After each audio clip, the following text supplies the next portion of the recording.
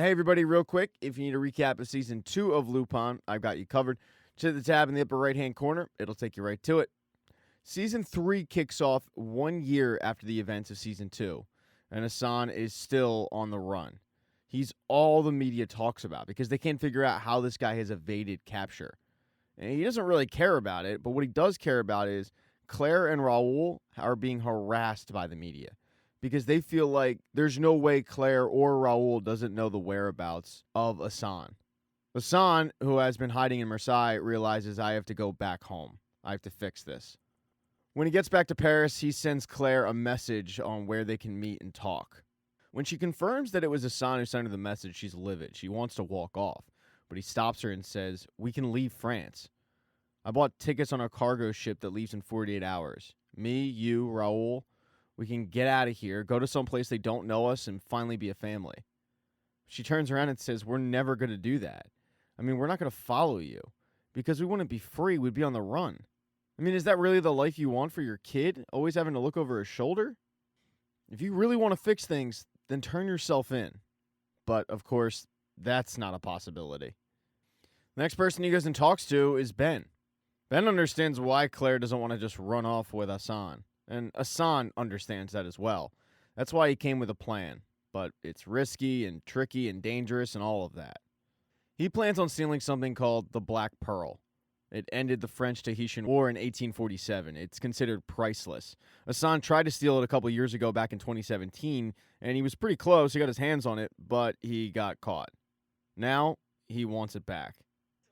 The next day, the plan goes into action. Assan visits the place where the pearl is being kept as a courier, just delivering a message, nothing more.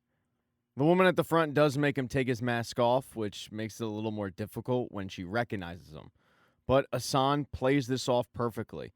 He just acts like it's merely a coincidence. Like he looks like Assan Diop. It's been making his life a nightmare. His charming ways end up working, and the woman takes her finger off the warning trigger and even flirts with him a little bit. But a few minutes later, when she delivers the letter to her boss, she realizes that it actually was Assan Diop, because the letter is going into detail about how Assan plans on stealing the Black Pearl the next night at exactly 10 p.m. With police having looked for Assan Diop for the last year and coming up empty, as soon as anybody says that they're Assan Diop, the police show up in waves. Sophia's the first one from the local precinct, but she's greeted by a SWAT team leader named Commander Felix. He's already secured the area with a bunch of his men. Sophia, though, isn't so sure that it was actually Assan Diop. When she goes inside, and the guy who runs the place reads off the letter, the woman who actually interacted with Assan goes into detail on their interaction, and finally, you look at the security cam footage, it's pretty clear that, it was actually Assan Diop. With no idea on what any of this means, Sophia goes to the number one Lupin expert in the precinct, Youssef. Even though it's not Youssef's case anymore, he's still been obsessed with it. And Sophia doesn't really want to hand it over to Youssef, but she knows that she needs answers and answers quickly. So she gives him the letter, he reads it over, and some of it really sounds familiar. He grabs one of his Lupin books, and sure enough, Assan stole a lot of it from one of the books. This was all orchestrated and planned out. Unfortunately, even Youssef doesn't really know what the next step is, because as he tells Sophia, Assan's always been one step ahead of us. Luckily, they say, nobody else knows about the letter, but in fact, the media knows about the letter. A local journalist got her hands on it, and it's going on the front page. And once it goes on the front page of the paper, it also goes to the news stations, and that's when Claire and Raoul find out about Assan's next heist. For Claire, it's stressful. For Raoul, it's awesome. The news getting out about Assan's next heist is not good news for Sophia. She knows that it is going to be a madhouse at this place at 10 p.m. Because of that, Commander Felix needs to batten down the hatches and make sure that Assan Diop does not get out with the pearl. He walks through the entire building with the boss, making sure that the exits are clear, new passcodes have been put in for the security system, and finally reassuring him that there will be enough men surrounding the pearl that there's no chance of Assan getting it. Now it's just a matter of waiting for Assan to show himself.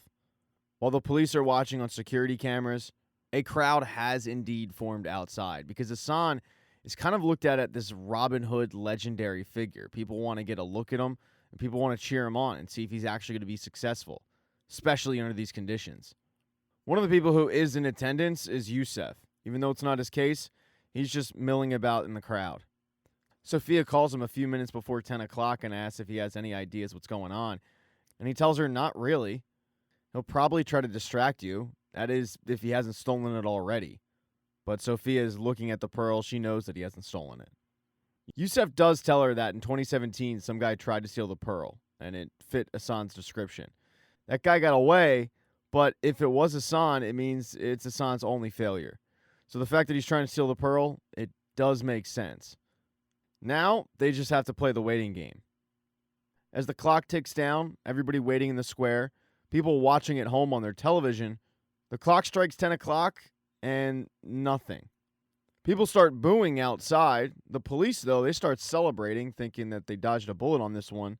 And then about a minute after 10 o'clock, the alarm sounds, and everybody outside goes nuts. Sophia and the police flood into the room where the pearl is, and sure enough, the pearl is not there. In the confusion, she starts ripping off masks to try to identify if Assan is still in the room, but he's gone. The guy that's in charge of the place, though, does see Assan on the security camera footage, and he lets the police know that Assan is heading to his office. The police, the guy's office it is, Felix, they all run to the office, but because the guy changed the passcode earlier in the day, and he's having trouble. Felix, not wanting to wait around, decides to look through the building, and a few minutes later, he catches Assan trying to leave. When news gets out that Assan has been captured, it's pretty tough for Raul. Assan is escorted right out the front door in front of everybody and put in a police car. Of course, all of this was orchestrated because Assan had an inside man. Felix isn't actually named Felix. His name is Bruno, and he's a childhood friend of Assan. Having an inside man was crucial in this job. When Assan showed up and delivered the letter, his next step was to send a copy of the letter to the press, creating the chaos in the crowd. This would cause Bruno/Felix to have to go in and go through the security measures. It was Bruno/Felix who urged the guy in charge to change the passcodes that morning. But everything he was saying was being fed to him by Assan from a distance. With Bruno leading the way, Assan was able to pose as one of the SWAT team members. When the clock hit 10 o'clock and nothing happened, Assan knew that the police would do a mini celebration and take their eyes off the screen. That's when he swiped the pearl.